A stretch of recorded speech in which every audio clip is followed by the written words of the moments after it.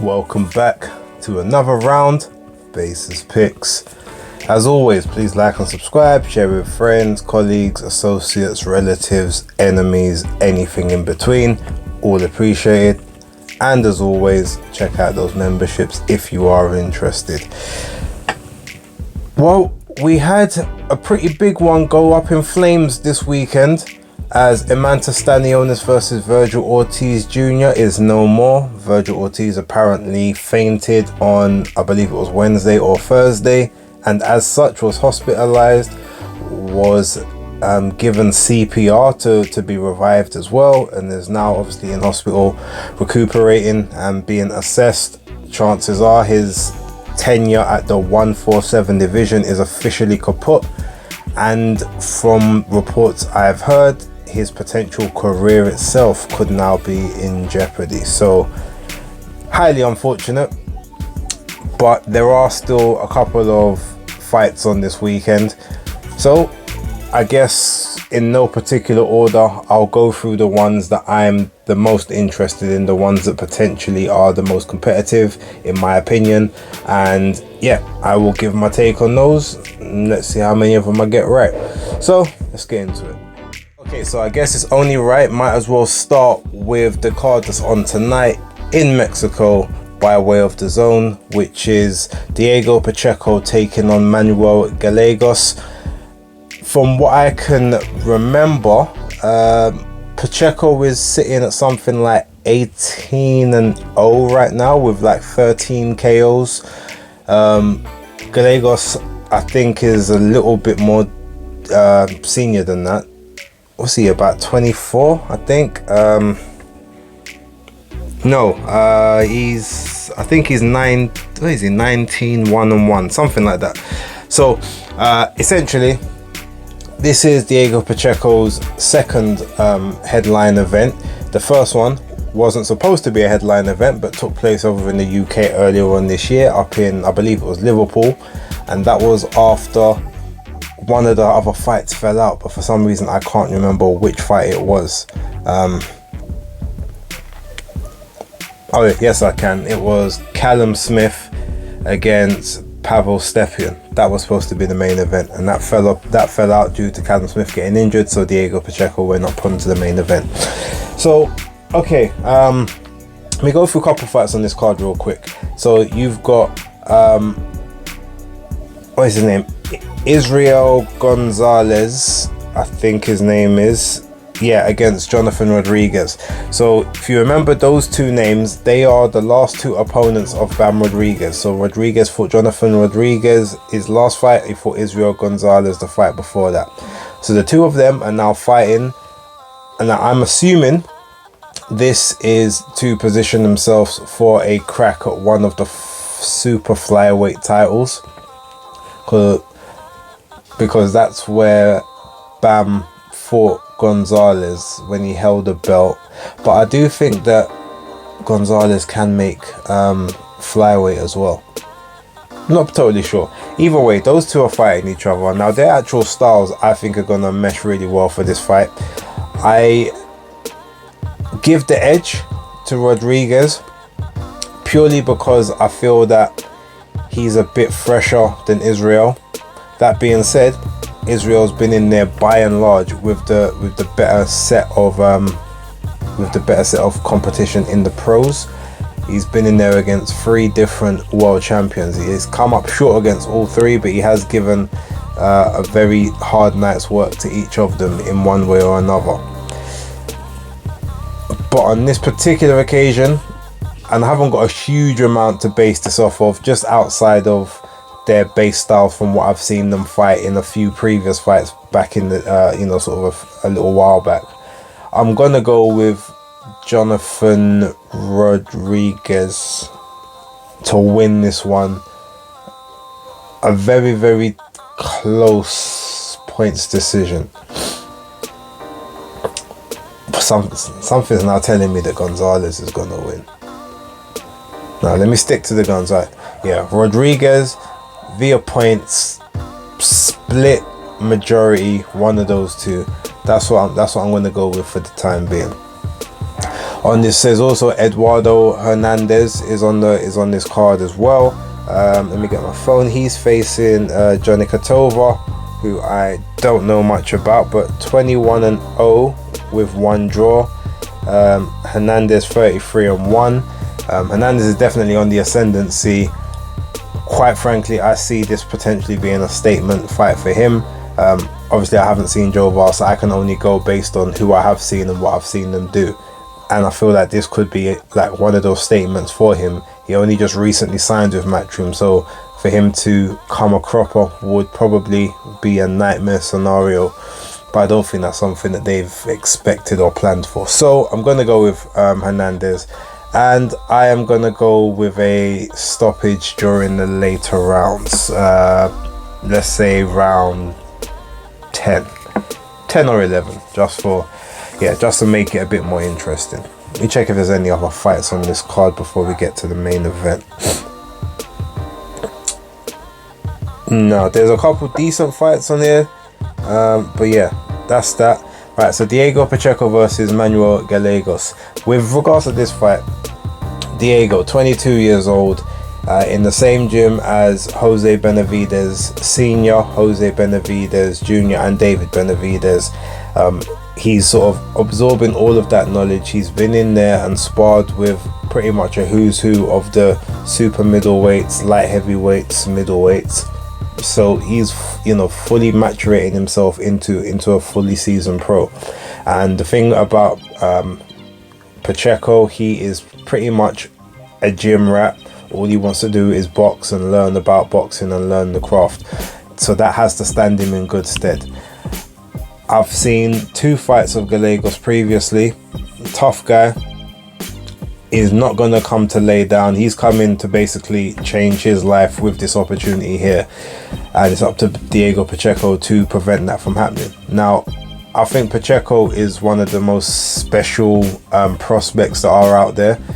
Sort of a 5-year pro, started at the age of 17, 22, got plenty of time left to develop, but 18 fights in, he's learning, and he's around good company.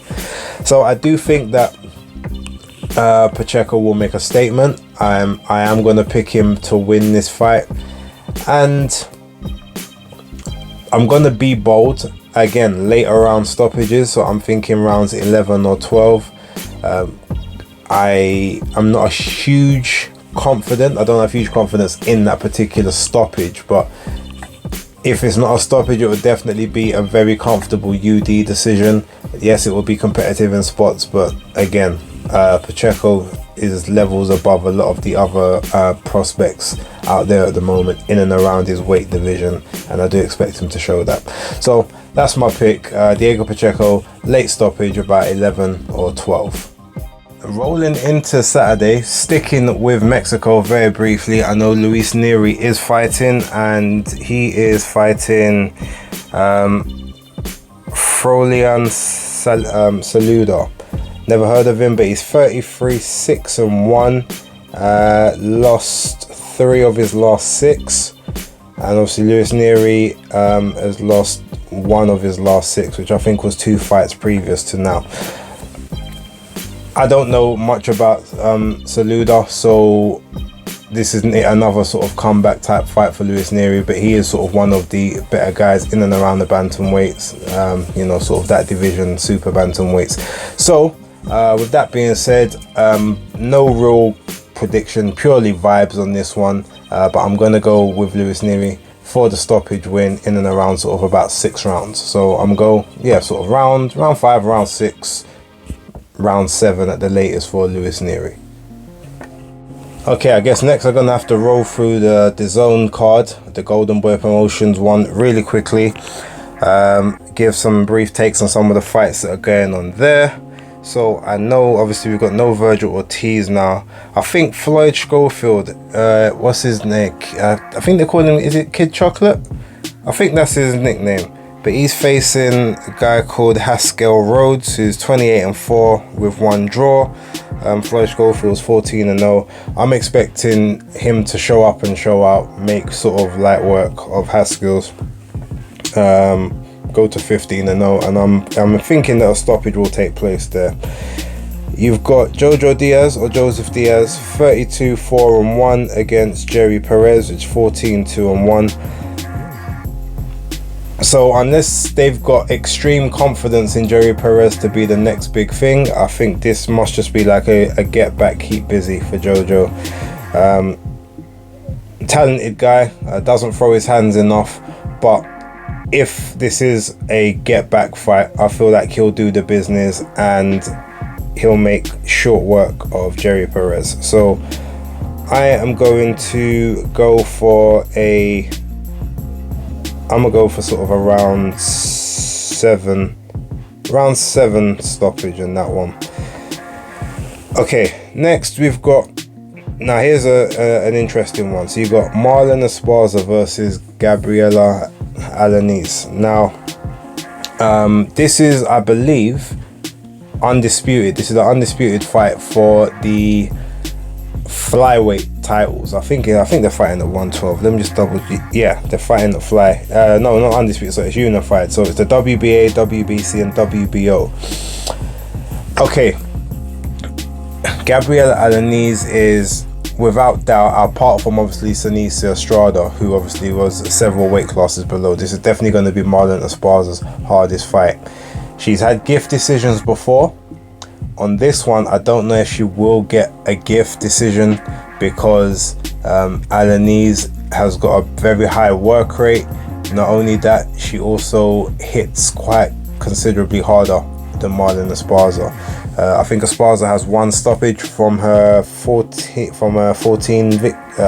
fights, and Alanis has 6 from her 14. So you can see who the puncher is there.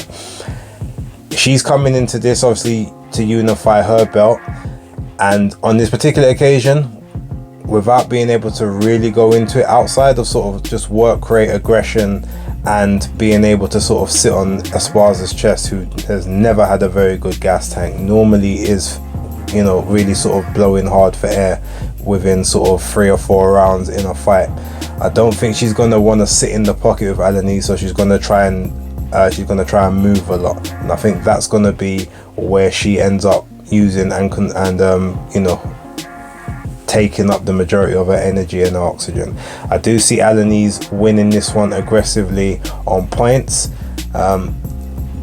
Even with the golden boy judging system, I still see her being able to pull this one through. I wouldn't be surprised if, you know, Esparza, you know, ends up hitting the canvas on one occasion also. So I'm predicting the upset on the card, and Esparza to get beat on this occasion and suffer her second professional loss. Last one on this card. No, that's pretty much it. So it's just those 3 because I don't know the other fighters that are on there. Obviously the main event's no longer there. So yeah, now finally gonna move over to the Showtime card and wrap this one up. Okay, so you got the Showtime card now. Again, there was no sort of no great shakes. It's not like an amazing or must watch type thing, but there are some decent level fights on there. There's 3 fights in particular that I have an interest in, and the first of those is actually Edwin De Los Santos versus Joseph Adorno. Now, for those of you who are not aware, sort of De Los Santos is a lightweight. He's 15-1 at the moment. There's been sort of talks of him attempting to get a fight with Shakur Stevenson, and this could potentially be, you know, sort of that his pathway to that. You know, it is a PBC top rank thing, so whether that can ever be worked out, I'm not sure. But Edwin is he's a good talent, very good talent, very tidy work, spiteful, punches surprisingly hard. He's got pretty decent footwork, likes to sort of stick close to his opponent, not so much applying pressure, but he does have a pretty decent work rate, and he makes people have to work to sort of keep him away, which, as we've seen, doesn't particularly work out in their favor for the majority of the time. You know, very high percentage KO ratio, like 16 fights, 15 wins, 14 KOs. So that in itself tells you how this fight's pretty much going to go. Adorno is pretty much like a a serviceable journeyman at this point. Maybe I wouldn't say he's a gatekeeper to the next level because he's never really been there, but yeah, I see Edwin basically doing the business and getting a fairly early stoppage. I'm thinking round 5, round 6. Don't see Adorno having much for him, to be totally honest. Second fight on this one, which I was potentially interested in, was Yoelvis Gomez versus Marquise Taylor. So that's 6-0 versus 14-1-2. Yoelvis obviously is on the way up on his ascendancy, and that is at middleweight. He's basically obviously trying to make his charge towards titles within the next 2 to 3 years. If he keeps on a decent trajectory like he has been, I can definitely see that being the case. Marquise Taylor, I don't know much about, unfortunately, but Edwin, Cuban, so they get fast tracked, and in this case I think it's going to be business as usual. I can see another KO. He's another one, sort of 6 fights, 5 KOs in those 6 wins. I can see this being 7 fights and 6 KOs, and I can see that taking place around about the I think maybe the 8th or the 9th round, unless his opponent is a lot less sturdy than I'm predicting him to be. But yeah, that's going to be my prediction for that one. I think Gomez is going to take this one. I'm going to say I'll say round 9. That's my safe bet. Right, moving on to the main event of that now is Jaron Boots Ennis versus Roman Villa. Now, Roman Villa obviously in his last fight had an upset win against Speedy Rashidi Ellis. It was a majority decision. One scorecard was a draw and the other 2 were for him. He got the victory because of, I believe it was 2 knockdowns he scored in that fight. Had it not have been for the knockdowns, I think that Ellis would have been able to, he would have actually gone to a UD based on the judges' scorecards. He dominated sort of the first 6 to 7 rounds of the fight, and then sort of Roman Villa basically took over on the back half. And yeah, if Ellis had sort of stayed on his feet, then he probably would have got the decision. That being said, it's not the case. So now that fight there was setting up the Ellis versus Ennis fight. Now obviously it's gone to Villa v Ennis. Now Ennis obviously had a very poor showing in his last fight against Karen Chukatsian. He won virtually every round. People say he didn't lose a round. He did. To me, there were some rounds in there he did lose, but ultimately he won the fight comfortably, but looked horrible doing so. And he said on this occasion he's got someone in front of him that is going to play to his strengths. There's more going to sit in front. He's not going to have to look for them. He's not going to have to go searching for them. They're going to be in front of him. Roman Villa is a pressure fighter, so he will play into Ennis's strengths. Him being a textbook boxer puncher, he will be able to find those openings in between shots from Villa. Villa has some educated pressure, and he's a big guy, so the fact that he's fairly big could present issues for the in terms of if they get caught in clinches. That being said, I mean, Boots Ennis is a massive welterweight. Like, he should probably be fighting at middleweight realistically. Like, the fact he makes weight is impressive in itself. So I don't think that particular size of Villa's is gonna cause him too much problems, and may even play into his hands, and he may be the one tiring out Villa, not the other way around. He does know how to punch, and when I say that, I mean he knows how to find those spots that seem to bamboozle and scramble the senses of his opponents.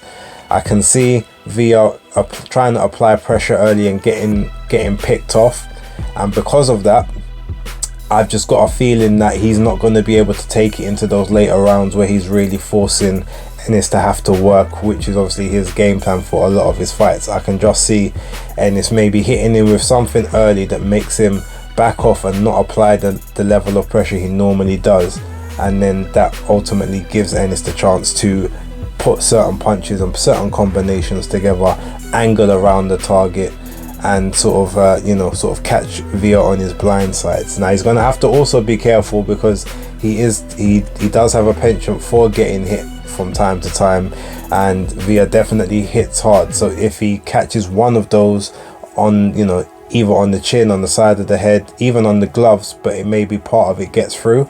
I mean, he's been in those Philly gyms pretty much his entire life, so there is, you know, sometimes they say Philly fighters leave it all in the gym. The last thing we want to do is find out if this is where he's become a punchy fighter, especially, you know, being relatively inactive over the last couple of years as well. That being said, I've got Ennis to sort of come through this one. The only thing I'm not sure about is whether it's a KO victory or not. I don't think it's going to be a KO personally. I do think he's going to win this via like a unanimous decision. I think Via is going to be tough enough to survive basically what is thrown at him. If he does get beat via a KO, again, I can't see it being anything before the 10th round. So just for that particular reason, I'm going with a points decision. Yeah, I think even though Via's going to be there to get hit, I think he's going to tuck up enough to absorb a lot of the most dangerous shots and then ride it out to the end, but lose very handily on the scorecard. So that is my prediction. Jaron Boots Ennis to win the fight via unanimous decision. Okay, so leave your comments down below. Let me know what you guys think are going to take place. Let me know what your predictions are. Thank you very much. And yeah, as always, the Spaces Picks locked.